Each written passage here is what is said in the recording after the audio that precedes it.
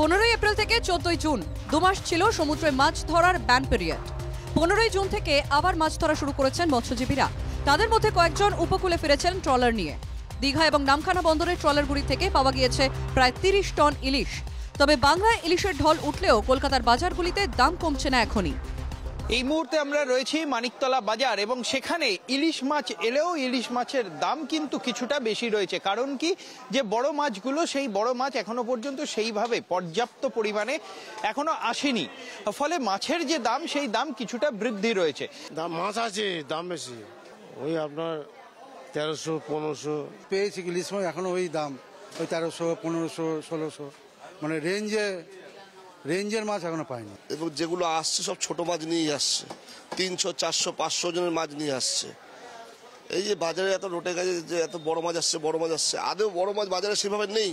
আপনারা দেখুন, যা মাছ আসছে সব ছোট মাছ ধরা পড়ছে, সেগুলোই বাজারে আসছে। ওই 500-600 গ্রাম সাইজে আসছে, দাম প্রচুর হচ্ছে। ও 1000-1200 টাকা চাইছে, এখন আমরা কিনতেই পাচ্ছি না। 600 থেকে 700 গ্রাম ইলিশের দাম প্রায় 800 টাকা। 1 কিলোর কাছাকাছি ইলিশের দাম প্রায় 1000 টাকা। 1 কিলোর উপরে ইলিশের দাম প্রায় 1400 থেকে 1600 টাকা। রূপালী শস্য বাজারে এলেও এখনো পর্যন্ত বেলেঘাটা বাজারে দেখা মিলছে না।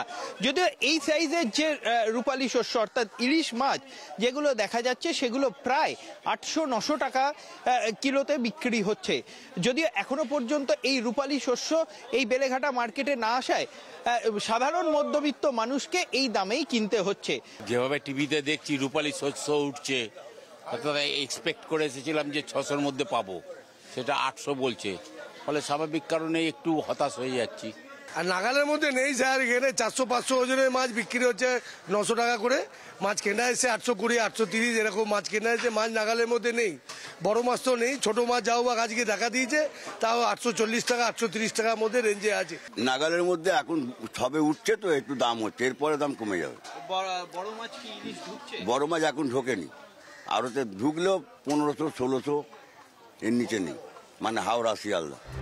সব ট্রলার সমুদ্র থেকে ফিরলে বাজারগুলিতে কমতে পারে ইলিশের দাম। তবে অনেকেই মনে করছেন জিনিসপত্রের দাম যেভাবে বৃদ্ধি পাচ্ছে, তাতে ইলিশের দাম ঠিকই রয়েছে। ইন্দ্রনীল ঘোষের রিপোর্ট, এনকেটিভি বাংলা।